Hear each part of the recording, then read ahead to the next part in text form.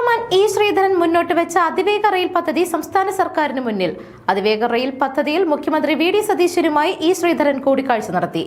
തിരുവനന്തപുരം സെക്രട്ടേറിയറ്റിൽ വെച്ച് നടന്ന കൂടിക്കാഴ്ചയിൽ അതിവേഗ റെയിൽ പദ്ധതിയുമായി ബന്ധപ്പെട്ട ഇടക്കാല റിപ്പോർട്ട് മുഖ്യമന്ത്രിക്ക് കൈമാറിയെന്നാണ് റിപ്പോർട്ട്.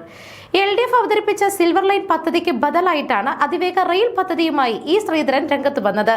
അതിവേഗ റെയിൽ പാതയ്ക്കായി ഇ ശ്രീധരൻ മുന്നോട്ട് വെച്ച ബദൽപാത നിർദ്ദേശം സംസ്ഥാന സർക്കാർ ഏറ്റെടുക്കാൻ ആലോചിക്കുന്നതായിട്ടാണ് ലഭിക്കുന്ന വിവരം.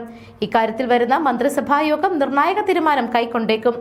പദ്ധതിയുമായി ബന്ധപ്പെട്ട് തുടർ ചർച്ചകൾ നടത്താനായി ധാരണയിലെത്തിയിട്ടുണ്ട്. അതിവേഗ റെയിൽപാത സംബന്ധിച്ച സർക്കാരിന്റെ ഔദ്യോഗിക തീരുമാനം 2 ആഴ്ചയ്ക്കുള്ളിൽ അറിയാമെന്നാണ് മുഖ്യമന്ത്രി വി.ഡി. സതീശൻ ശ്രീധരനെ അറിയിച്ചിരിക്കുന്നത് എന്നാണ് ലഭിക്കുന്ന വിവരം. മുഖ്യമന്ത്രിയുടെ ഓഫീസിൽ നടന്ന നിർണായക കൂടിക്കാഴ്ച 15 മിനിറ്റ് നീണ്ടു നിന്നിരുന്നു. പൊന്നാനി MLA KP നൌഷാദ് അലിയും ഉണ്ടായിരുന്നു.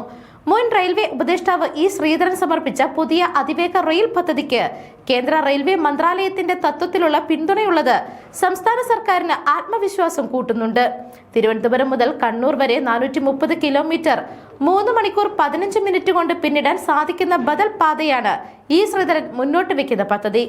പാതയുടെ ഏകദേശം 70% തൂണുകളിലൂടെയുള്ള എലിവേറ്റഡ് പാതയായും 20% ഭൂഗർഭ പാതയായും നിർമ്മിക്കാൻ കഴിയുമെന്നാണ് ശ്രീധരന്റെ റിപ്പോർട്ടിൽ പറയുന്നത്. മണിക്കൂറിൽ 200 കിലോമീറ്ററാണ് പരമാവധി വേഗം. 86,000 കോടി മുതൽ ലക്ഷം കോടി വരെയാണ് പദ്ധതിക്ക് നിർമ്മാണ ചെലവ് പ്രതീക്ഷിക്കുന്നത്. പദ്ധതി സാധ്യമായാൽ വന്ദേ ഭാരത് ട്രെയിനുകളെക്കാൾ കുറഞ്ഞ സമയത്തിനുള്ളിൽ ലക്ഷ്യസ്ഥാനത്തേക്ക് എത്തുവാൻ സാധിക്കും. മിതമായ നിരക്കും സമയലാഭവും അതിവേഗ റെയിൽ പദ്ധതിക്ക് നേട്ടമാണ്.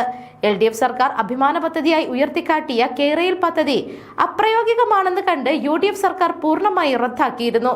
UDF സർക്കാർ അധികാരത്തിലെത്തിയ ശേഷമുള്ള ആദ്യത്തെ തീരുമാനങ്ങളിൽ ഒന്നായിരുന്നു സിൽവർ ലൈൻ പദ്ധതി റദ്ദാക്കാനുള്ള തീരുമാനം.